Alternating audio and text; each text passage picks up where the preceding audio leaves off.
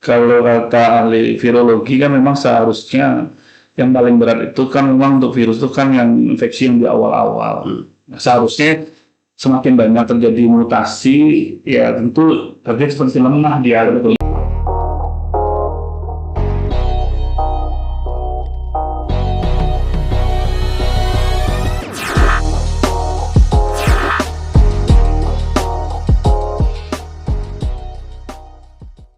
Assalamualaikum warahmatullahi wabarakatuh. Kita hadir lagi di podcast Unan Inspiratif untuk meningkatkan dan memperkenalkan Universitas Andalas serta untuk menginformasikan capaian-capaian yang telah dicapai oleh keluarga besar Universitas Andalas yang dapat menginspirasi kita semua. Pada kesempatan ini hadir tamu kita Bapak Devrimon Jafri, SKM, MKM, PhD. Hari-hari ini beliau diberi amanah menjadi dekan di Fakultas Kesehatan Masyarakat Universitas Andalas. Selamat siang. Silakan, siang Mas Muzir. Terima kasih atas undangannya. Alhamdulillah. Assalamualaikum. Waalaikumsalam warahmatullahi wabarakatuh. Pak Dr. Devrimon Jafri ini adalah alumni di Universitas Indonesia, di FKM juga Pak Dev ya. Kemudian S2-nya juga di Universitas Indonesia, tamat tahun 2007. Kemudian S3 di Songkhla University, Thailand. Dan juga pada saat itu juga mengambil short course ya di Harvard. Ini kita minta pengalaman beliau nanti bagaimana kuliah di Harvard. Dan tahun 2005 ya menjadi dosen di FKM Universitas Andalas. Dan saat ini diberi amanah sejak tahun 2016 sampai 20 ini 2016-2020 periode pertama di dekan di FKM, dan saat ini sejak dari 2020 sampai 2024 ini periode kedua. Dan Bapak dekan kita ini ahli epidemiologi. Ahli epidemiologi itu epidemiologi ilmu perkembangan penyakit ya di populasi. Nah, dan ini kita tahu di zaman COVID kemarin ini jadi kita ini menjadi primadona bercerita di mana-mana dan menginformasikan tentang pandemi COVID-19.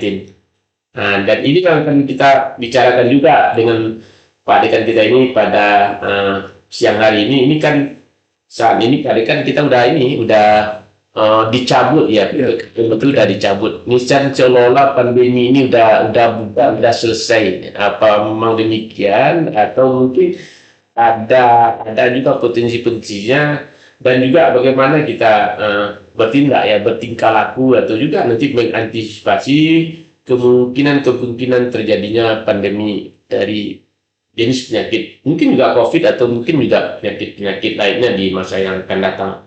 Tapi sebelum kita bicara tentang ini Pak Dekan, ya Pak Dekan mau memperkenalkan diri juga gitu kan ya. Mungkin ada juga pengalaman yang berkesan selama Pak Dekan mungkin menempuh pendidikan, atau mungkin juga latar belakang keluarga, atau juga mungkin selama mengajar di Universitas Andalas, khususnya di Fakultas Kesehatan Masyarakat. Ya, Pak Dekan. Terima kasih Pak Muzir atas kesempatan dan juga undangan. Ini luar biasa. Unan Inspiratif ini sebagai corong informasi bagi Unan dan mendukung untuk ini, dan mudah-mudahan ada pencerahan dan juga mungkin kita berbagi untuk semua khalayak, khususnya untuk sivitas. Ya, betul sekali. Ya, saya Devrimon Jafri. Jadi memang kalau dengan nama pasti orang udah tahu kita orang Padang di Pak Muzir. Tapi kelihatannya kalau dari wajah katakannya ada bule-bule juga itu ya. Tapi memang kalau pendidikan Bang Munzir, saya memang dari SD sampai SMA itu di Padang. Sejak sampai Ya, pada Pak. Padang, dan memang kuliah tahun 98 itu pas waktu Indonesia lagi Krisis, ya. krisis dan Mulai juga ya. Sebelum pelakon. demo besar-besaran, dan memang pada waktu itu awal untuk berangkat ke Jakarta itu sempat ragu juga karena memang Lagi orang tua ya bagaimana, jadi orang tua juga separuh juga untuk izin, tapi alhamdulillah berangkat juga ke UI waktu itu dan diterima di Fakultas Kesehatan Masyarakat, dan orang banyak tidak tahu apa itu SKM karena gelarnya juga SKM, apa itu, ada bilang susu kental manis, ada macam-macam, sarjana khusus muslimah karena banyak perempuannya. Ya waktu itu, dan lanjut selesai S1 langsung waktu itu S2, tapi sebelum S1 itu memang banyak saya lebih concern di awalnya itu ke kesehatan lingkungan, Pak Munzir, environmental, epidemiologi, karena epidemiologi itu kan memang istilahnya mother of public health gitu. Jadi ibunya itu epidemiologi, dan kalau teman-teman di Kesmas ketika belajar epidemiologi itu sangat menakutkan gitu, karena memang sulit lulusnya, lulusnya juga banyak beberapa interaksi terhadap penyakit dan bersinggungan dengan biostatistik atau statistik atau matematik sendiri. Iya, ini banyak rumus statistiknya. Nah di situ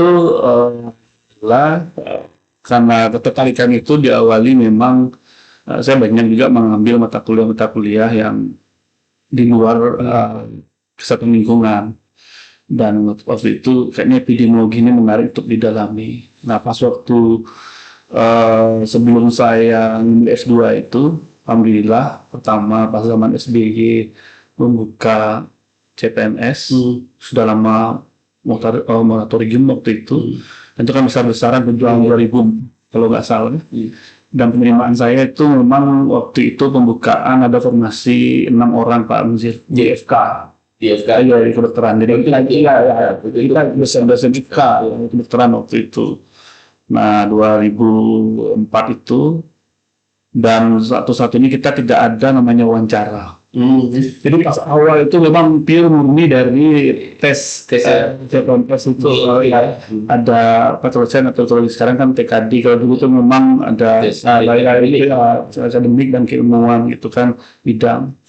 Alhamdulillah 2000 tes wawancara, alhamdulillah diterima, dan waktu itu memang saya sudah menjadi asisten di khususnya di laboratorium dan di kesehatan lingkungan. Jadi memang entah kenapa passion saya jadi dosen itu sudah, karena memang Pak Munzir sudah kelihatan pas waktu saya jadi asisten itu.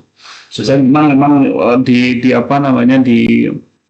ditawarkan gitu untuk jadi dosen awalnya gitu kan, karena memang waktu itu UI statusnya itu bukan PTNBH tapi BHM ya.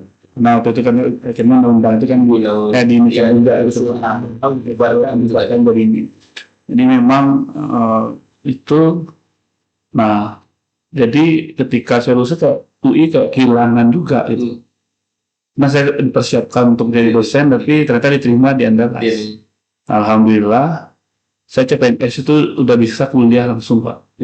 Saya bersyukur betul waktu itu Prof. Fadil dan juga waktu S2 itu kan saya statusnya CPNS bisa sekolah. Kan seharusnya kan orang kan harus 2 tahun dulu mengabdi dulu dan baru bisa studi lanjut. Mungkin karena saya bisa S3-nya cepat, dan mungkin juga jadi dokternya masih muda, itu salah satunya itu. Nah karena memang waktu itu saya langsung S2 itu karena lulus di UI. Itu rencana mau dibayarin UI, tapi karena saya udah lulus di akhirnya akhirnya ini, dan UI pun juga tidak kehilangan. Mereka kan langsung balik 2005 itu langsung balik lagi ke UI, tapi status mahasiswa. Alhamdulillah, dan 2007 selesai dan sangat menggebu-gebu juga. Di situ saya belajar epidemiologi, Pak. S2 aja. S2 di fokus ke environmental epidemiologi, epidemiologi lingkungan. Nah, saya lihat waktu itu di UNAN belum ada yang dokter epidemiologi. Iya. Tapi dokter Kesmas sudah ada waktu itu kan Prof. Ica, sedangkan Bu In kan Prof.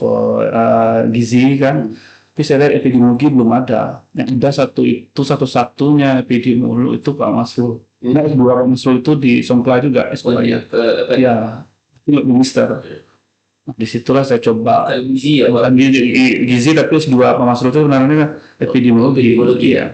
Iya. Nah, di situ berangkat 2007 selesai, dan waktu itulah ada kesempatan untuk beasiswa di batch kedua itu. Saya apply dan lulus ke Songkla.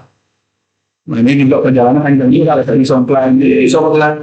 Sempat juga kuliah di itu ya, di apa? Sekor Ya, pas di Songkla itu di tahun ketiga. Nah, karena memang awalnya itu kan memang ada kerjasama Fakultas Kedokteran dengan Harvard School of Public Health. Sebenarnya waktu itu ada proyek terkait dengan peningkatan kapasitas lah, terkait dengan data di Southeast Asia gitu. Iya. Nah, waktu itu ditawari kesempatan itu dengan beasiswa USAID. Nah, saya yang di sana. Iya, dosennya di sana, beasiswa di sana. Kita tes juga waktu itu.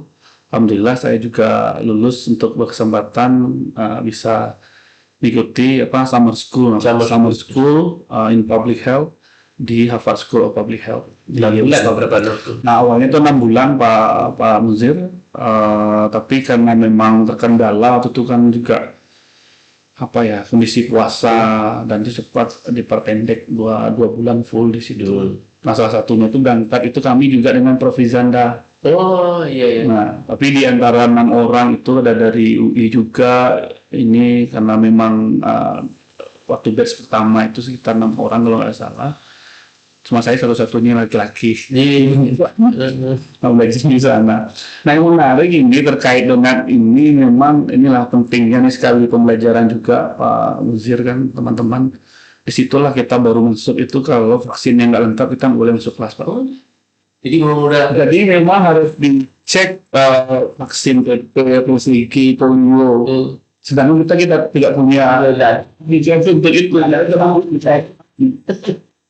Bisa ditanyakan itu pemerintah Anda kan panik juga karena kita nggak ada dari kami bisa masuk Pak. Dan dapat sertifikat untuk masuk satu nggak bisa Pak. Sertifikat pacu kita ya. Nah, ini yang sering saya sampaikan juga ke mahasiswa, pentingnya vaksinasi ya, karena kita dari negara berkembang ini dicurigai Pak, memang kan membawa virus, bakteri, penyakit kita. Nah, itu sulit karena kita data itu akhirnya bagaimana kita menjelaskan?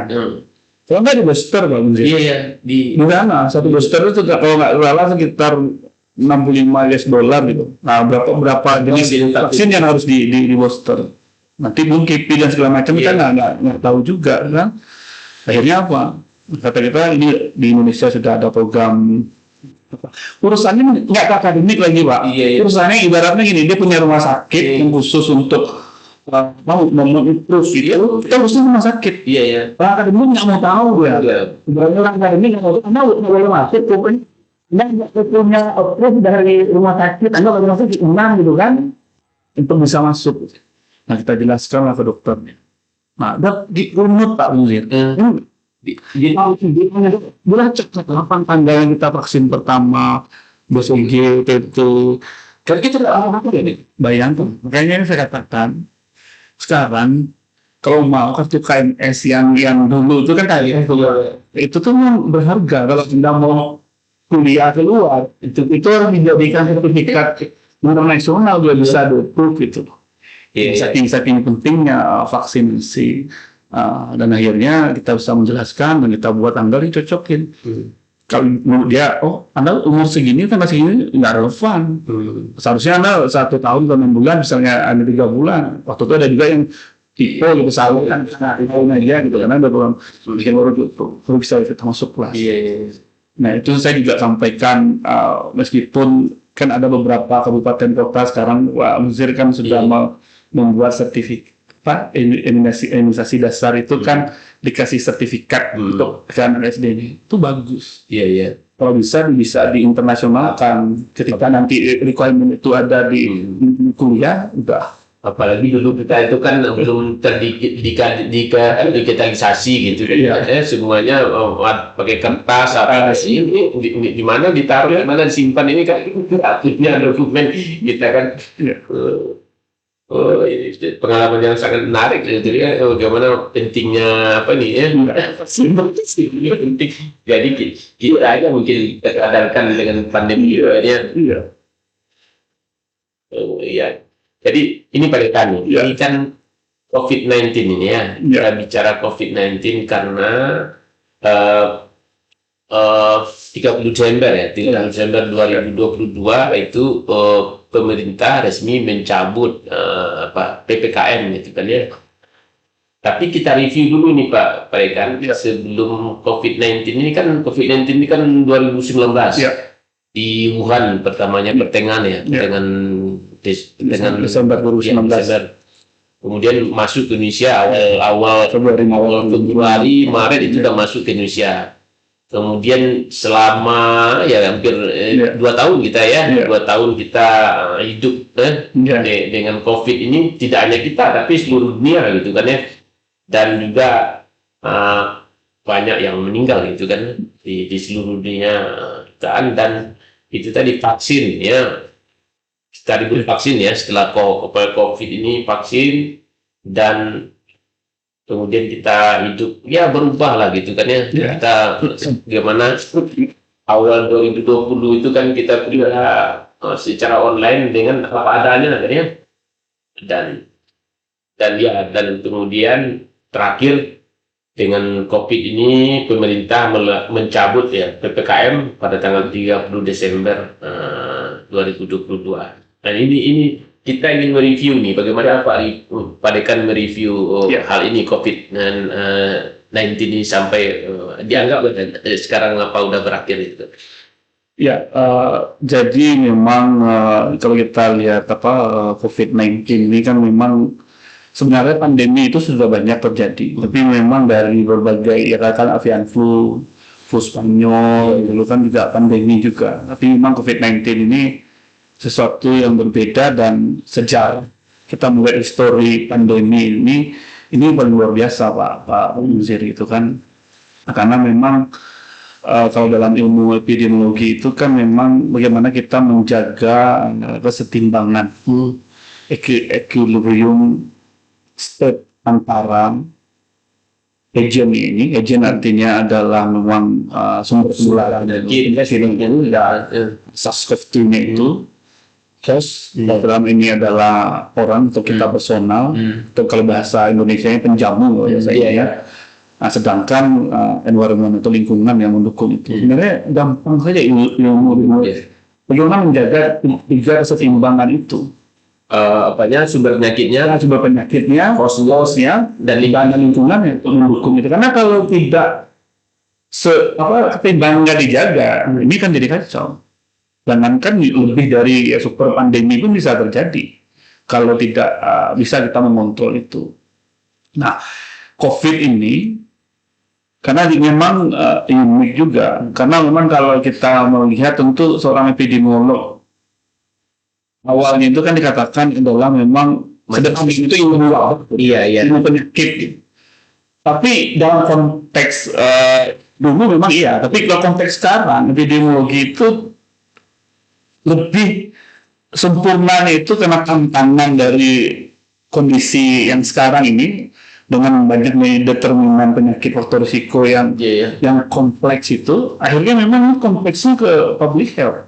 Bagaimana kita mencegah, bagaimana kita mengontrol, tidak hanya menjelaskan bagaimana story of disease-nya atau penyakitnya saja gitu, dinamikanya saja, tapi juga bagaimana kita mengontrol, memprevent itu. Nah, ini tantangannya. Epidemiolog sekarang berbeda dengan epidemiolog yang lalu. Makanya ada istilah sekarang itu modern epidemiologi. Nah, jadi ada dua sebenarnya kalau umum intervensi itu kan ada istilahnya pharmaceutical intervention, ada non pharmaceutical. Nah, pharmaceutical inilah yang biasanya vaksin, apa yang bisa diinjek secara farmasi gitu kan. Non pharmaceutical itulah PPKM, PSBB, jumlah perilaku sebelum yang terjadi. Nah, jadi singkat cerita memang lumayan juga pengalaman COVID ini ketika saya juga diminta oleh Pak Rektor waktu itu melalui Pak Gubernur juga. Nah, semua orang nggak tahu apa itu epidemiologi apa ini kan. Nah, akhirnya jangankan kita ngomong, saya mengajarkan Pak Gubernur juga dulu. Itu angka produksi bagaimana terjadi. Karena kalau pemahamannya nggak sama kan sulit juga dia Gubernur mengambil keputusan. Nah, di sisi lain kita nyepin rumah sakit aja lah, apakah benar kalau waktu itu kondisinya tetap langsung orang meninggal kan gitu. Nah, ditambah kondisi sekarang yang parah yang waktu itu karena kita tidak mengetahui dan kita tidak belajar, dan ditambah infodemik ini Pak. Infodemik yang istilahnya kan istilah baru, informasi-informasi yang beredar, banyak terjadi misinformasi dan disinformasi. Informasi yang itu yang menjadi momok yang menakutkan bagi masyarakat. Lain lagi masalah Problemnya lain lagi. ada yang mau divaksin, Karena memang ada kita juga takut. seolah ini bukan penyakit, bukan apa gitu kan, macam-macam lah ya. Nah, jadi memang beratnya itu memang tarik ulur antara ekonomi, sosial, dan kesehatan itu pengalaman yang menarik ketika saya ikut di dalam itu. Keputusan itu memang berat. Pemerintah memainkan skenario itu sebenarnya, tarik ulur itu. Nah, dibilang apa namanya, memang Pak Uzir dibilang mematikan tuh nyatanya. Itu kita aja mau ikut, sama dengan saya meninggal dulu Pak. Antara yakin tidak yakin itu loh. Jadi memang disitulah rangkanya kita akan memberikan skenario terburuk. Nah, tentu antisipasi itu bukan kita berjudi juga, tapi kan tentu ada parameter-parameter ilmiah bagaimana kita ini mau dicabut mau tidak. Kepentingan politik tadi Pak Muzir. Nah, ini agak sulit. Jadi satu pengalaman saya ini menjadi kunci juga ketika saya juga sebagai pendidik dalam hal ini. Jadi kami tidak belajar yang namanya bagaimana mengadvokasi pemerintah untuk meyakinkan. Sampai saya masuk, epidemiolog itu mampu memberikan advokasi kepada pemerintah, menjelaskan yang rumit itu sederhana untuk memberikan informasi eviden untuk membuat keputusan yang itu loh Pak Musir. Karena itu tadi mungkin kita tidak punya pengalaman ya. Nah, ini sebelumnya kita kan tidak punya pengalaman. Begitu mewabah penyakit itu seperti ini gitu. Nah, sehingga kita antara percaya dengan tidak dan juga kenapa tidak ada gitu. mau menyelamatkan penyakit atau menyelamatkan ekonomi juga gitu kan ya. Jadi suatu hal yang sangat sangat menantang ya untuk menangani COVID ini. Pengalamannya mereka ya. Jadi dengan dengannya dicabutnya PPKM ini Pak Rekan, ini kan seolah-olah memang COVID ini sudah selesai. Kita bagaimana nih secara epidemiologinya atau secara ilmiahnya memang sudah selesai ini Pak Dekan, atau bisa juga ada hal-hal lain juga gitu kan ya? WHO sendiri kan masih tetap memantau semua bergerak sampai secara global maupun juga regional, termasuk kita Indonesia di Southeast Asia ini Pak Mazir. Jadi saya juga masih update juga dengan teman-teman di secara jaring di epidemiologi internasional dan nasional. Saya baru mungkin 2 atau 3 minggu yang lalu lah, saya kontak teman saya di Cina. COVID ya, lagi kena COVID ya. Iya, ini kan di Cina ini masih COVID kan ya? Iya, dan kebetulan teman saya ini terjadi memang di CDC, di Communicable Disease Control di Busan ya, Luna. Ada juga yang di Wilin juga. Kita punya kalau di ini kan kalau di dia kan pakai WeChat itu, kita punya grup untuk membuat berbagi itu. Dan memang masih menakutkan juga, tapi di sisi lain udah kematiannya memang menurun, tapi infeksinya tetap tinggi gitu loh, maksudnya penularannya. dan apa, tapi kan yang dilihat itu kan tidak hanya penularan saja, tapi mortalitinya Pak Unzir dari yang terinfeksi itu berapa yang meninggal. Tapi ternyata kan ada juga yang terlalu yang berat, hanya isoman dulu. Karena kita udah imun. Nah, salah satunya juga itu. Karena semua kita itu udah terinfeksi vaksinasi. Karena ada imun terbentuk secara alamiah, semacam infeksi, ada juga vaksin juga seperti itu. Jadi memang ya itu perlu pertimbangan, ya tentu melihat kalau bahasa ininya bagaimana kita menghitung risikonya dengan kondisi tadi, ya tentu kan yang berisiko siapa kan itu pertanyaannya, umur berapa yang berisiko, nah itu kan kalau kita nggak punya evidence Pak Munzir, nggak punya datanya, itu orang yang menganggap sekian gitu. Saya punya profil yang di Sumbar itu yang banyak meninggal malah umur 60-an juga, 60-an itu kan. Yang meninggal itu laki-laki dibandingkan perempuan. Data yang ini sama publish juga, ini kan lagi iya. Dan komorbid yang dikatakan selama ini komorbid itu iya 16 kali dari hitungan kami itu 6 kali berisiko dia meninggal dibandingkan orang yang tidak mempunyai komorbid. Nah itu baru saya menilai baru satu komorbid aja penyakit penyerta ini. Nah itu kan hipertensi juga paling tinggi, belum yang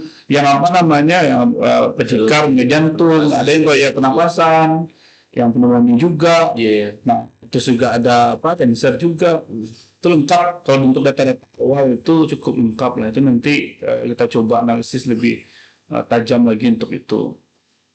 Nah karena memang kalau bertanya bagaimana kita menghadapi ketika PPKM ini sudah dicabut, dengan kita melihat secara global juga ada beberapa kasus di Cina juga dilaporkan. Jadi memang kita harus hati-hati juga. Makanya istilah yang saya pakai dulu ketika sama Pak Gubernur Forkopimda saya menyampaikan itu, memang kita harus adaptasi cerdas. Kapan kita menggunakan masker, seperti apa masker yang kita gunakan dengan benar. Dan tentu kita mengukur ini kan tidak semua yang mampu gitu kan. Mana kita dan termasuk juga teman-teman yang jangan seharusnya untuk meminimalkan risiko ya kan lebih bagus yang menggunakan masker, kan ada masalah juga kita menggunakan masker khususnya gitu harus menggunakan masker juga. Ada yang menarik studi dan observasi juga, sama juga saya melihat, saya juga tahun kemarin baru balik dari Thailand juga, dari Malaysia juga, pas kondisi belum cabut PPKM ini, memang yang patuh itu kita. Yang di tempat lain itu malah bule-bule yang ini kan di Thailand kan sih masker. Itu mungkin rantaiannya sendiri, mungkin kita dari Indonesia masih waktu gitu. Karena memang di tempat-tempat publik seperti itu ada beberapa tempat dia tidak perlu lagi memang nggak menggunakan masker, artinya tidak ada persyarat masuk menggunakan masker gitu loh Pak Mungkin. Iya, apalagi nih Pak, dengan kondisi yang ini, misalnya PPKM dicabut, kemudian pelancongan semakin meningkat, ini kan tentu akan peluang untuk terpapar itu kan semakin Nah, jadi memang kalau kata ahli virologi kan memang seharusnya yang paling berat itu kan memang untuk virus itu kan yang infeksi yang di awal-awal. Nah, seharusnya semakin banyak terjadi mutasi, ya tentu terjadi seperti lemah dia virusnya. Kecuali memang ada tuh varian yang benar-benar berbeda dari yang itu ya, kayak kita kayak Delta, Omicron yang tidak terfikirkan, ternyata malah lebih tinggi tingkat penularannya gitu. Nah karena memang makanya di awal ini ditakutkan nanti terjadi mutasi ke binatang yang lain, dan ini ya bisa karena itu yang diantisipasi. Nah sedangkan kita tidak bisa melihat dengan kacamata umum varian apa yang terjadi ke depan dan infeksi. Nah tentu yang paling efektif yang kita lihat beberapa ini tentu ya upaya yang ada gitu. Ibaratnya ya vaksin yang tersedia ya kita kita usahakan untuk kita bisa mendapatkannya gitu loh. Jadi Meskipun juga kontroversi, ada yang percuma juga divaksin, saya lebih bagus terinfeksi secara alamiah. Jadi orang Yahudi mungkin juga mungkin cerdas juga, tapi sanggup menerima kondisi tubuhnya gitu kan. Kan juga dibalik juga ketika nanti dia nambah siapa yang mau menanggung kipinya gitu kan. Itu pilihan itu memang kuncinya salah satu lagi itu memang perlu pilihan-pilihan cerdas gitu kan ya. hal literasi kesehatan penting. Kita membaca, mereview, bertanya, dan hindarilah yang tadi infodemik yang tidak benar itu. Nah, karena memang yang sekarang itu antara konspirasi dan saintifik itu pas pandemi itu pasti akan terus jadi versus dia. Nah, malah yang kontroversi yang konspirasi itu dibuat seolah-olah ilmiah juga. Juga yang tidak yang berlawanan dan dikemas seolah-olah ilmiah. Seolah ini kenyataannya seperti ini. Itu yang berat itu yang dihadapi. Dan makanya pemerintah mempunyai tim juga untuk itu, Pak Munzir. Iya. Nah, jadi salah satu yang kita terlambat waktu itu tidak Bawaman juga karena memang terkait dengan perubahan perilaku. Nah, karena saya juga masuk tim juga secara nasional membantu memberikan masukan. Jadi kita ini kalau saya sebut aja sekarang sebenarnya kondisi pandemi lagi marah-marahnya itu kita tuh sering Zoom dengan Pak Luhut. Itu 6 orang, 7 orang. Kebetulan dari Sumatera itu saya dulu Yono yang terkenal kan, nah dari UI, juga nanti ada dari UNER juga. Itu sering Pak. Nah kita di Menko juga minta juga bagaimana rekomendasi kayak Jawa Bali kemarin epicenter. Nah termasuk Satgas perubahan perilaku itu kalau di awal pandemi Pak, belum ada tuh kondisi. Iya. Padahal dalam konteks pemerintah kan yang kalau kita ingin ekonomi berjalan, gimana orang bergerak, kan diubah kan perilakunya, kan nggak dia mau adaptasi itu. Iya. Tapi dia nggak disiapkan itu gitu loh. Jika tadi bukannya banyak yang environment sehingga itu seluruh dengan perubahan perilaku tidak bisa di-adjust dia gitu. Itu supaya kita terlambat di situ. Tapi kalau pemerintah mau mendengarkan kita di awal, ini mau maaf saja, di kita coba lihat di Sumber yang awal yang dibangun rumah sakitnya kan. Karena tadi dihantui, yang kurang isomannya nggak ada. Padahal kan kalau kita isoman mandiri bisa kita ajarkan dari awal, nggak perlu lagi kita membangun back yang ini kan. Makanya ada pas awal-awal pandemi itu yang dapat duit juga banyak Pak. Ya mungkin kita shock gitu kan, shock tadi dan kita tidak punya pengalaman gitu. Jadi pelajarannya Mbak Uzir tadi tanya gimana ke depan. Atau ke depan itu ya itu tadi jangan terlalu paranoid ketika terjadi wabah ini. Siapkanlah ahli-ahli yang bisa memberikan masukan. Dan jangan cepat atau kita mematikan ekonomi sosial tadi. Iya. Nah, tentu juga ini proses membangun perubahan perilaku itu. Nah, ketika kita nanti tahu kita akan menggunakan masker lagi untuk ini, kita sudah bisa menyesuaikan itu Pak Muzir ke depan. Itu yang diharapkan. Mudah-mudahan kita tidak karena memang banyak yang kita loss ketika kita ya online aja selama ini dan juga termasuk pendidikan. Ini menjadi beban berat bagi negara. Potensinya bagaimana nih Pak Dekan? Peluang terjadinya lekar-lekarkan pandemi berikutnya ini bagaimana?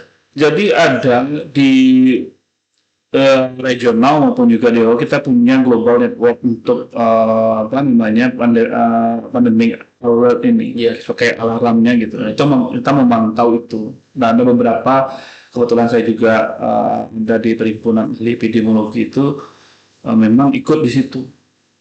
Nah, karena juga penyakit istilahnya zoonosis, ya makanya sebenarnya public health dan peternakan itu memang lagi One Health itu istilahnya Pak Muzir ya, teman-teman tahu itu One Health, karena memang banyak yang terjadi mutasi dan ini apalagi juga teman-teman di kantor kesehatan pelabuhan sangat concern terhadap itu. yang lintas negara.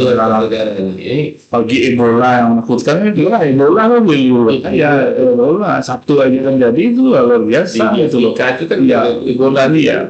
sangat Nah, menakutkan. terus dampak ke depan juga gitu, ketika orang sudah fokus ke COVID kemarin, banyak istilahnya cakupan yang imunisasi atau penyakit-penyakit yang berdasarkan hal intervensinya adalah vaksinasi dan imunisasi ini tidak terurus, akhirnya akan terjadi KLB yang seharusnya itu sudah bisa dikontrol. Contoh kan diare, difteri misalnya kan.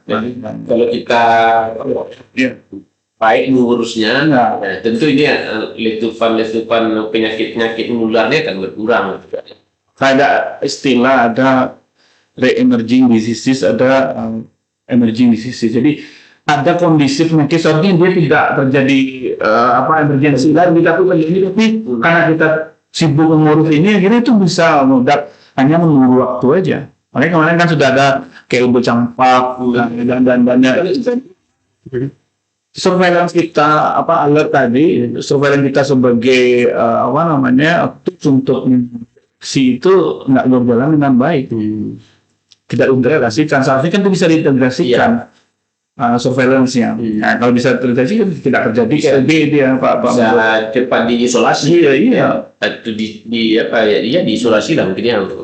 Itu yang penyakit-penyakit yang berbasis vaksinasi imunisasi yang tidak terurus itu ya kemungkinan akan terjadi outbreak ke depan.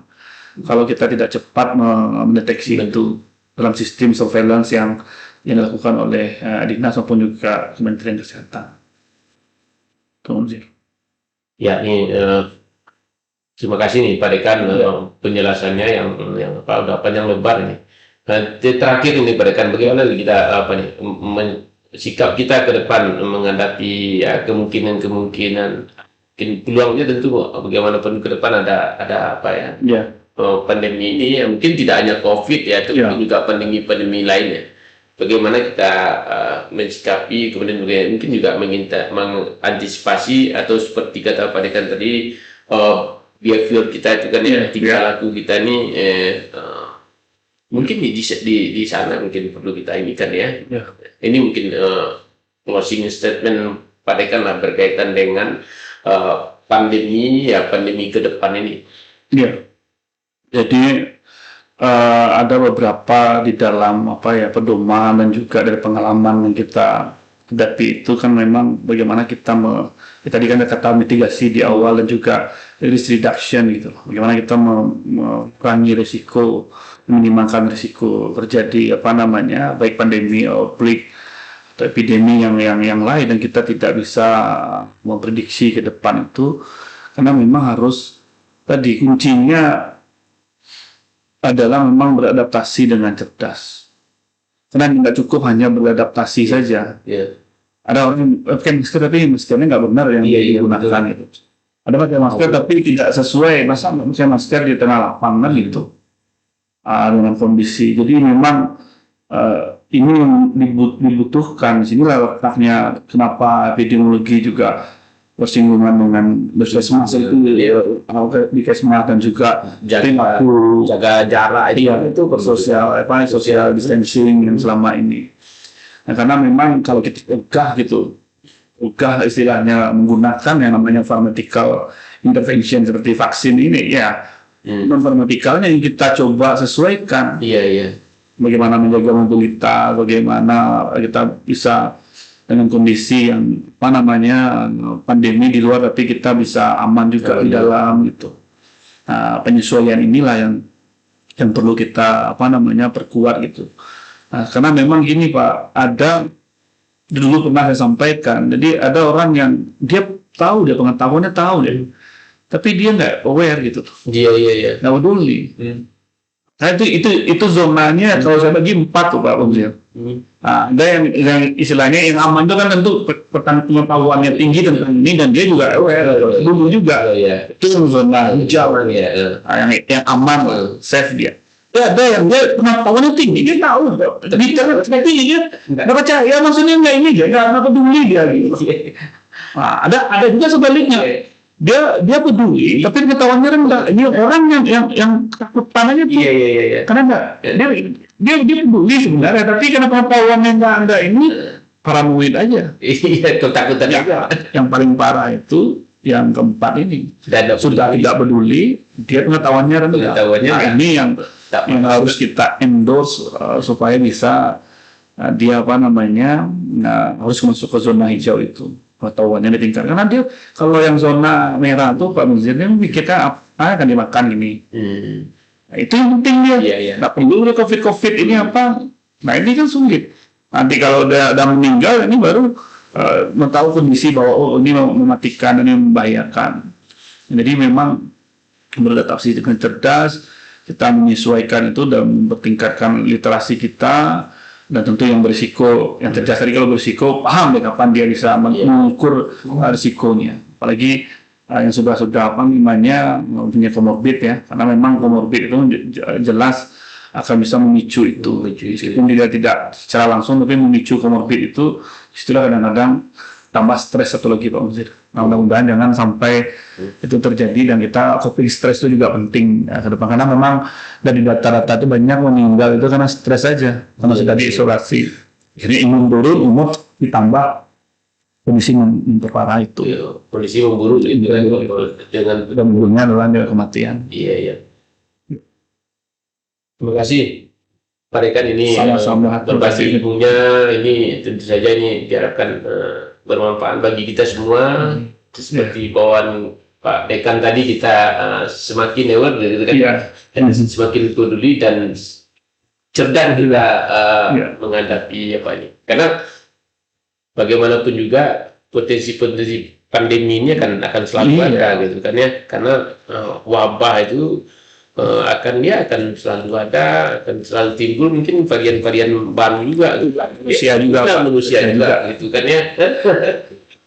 Ketimbang itu ulah manusia, nggak ada ulam ini, dan makanya Allah menyatakan karena ulah manusia juga, makanya manusia harus mampu mengontrol itu. Sekali lagi terima kasih Pak Dekan. Pemirsa sekalian, demikian tadi bincang-bincang kita dengan Bapak Dr. Defriman Dafri tentang pandemi yang telah berakhir dengan dicabutnya PPKM ini. Tapi bagaimanapun juga tentu kita harus menjadi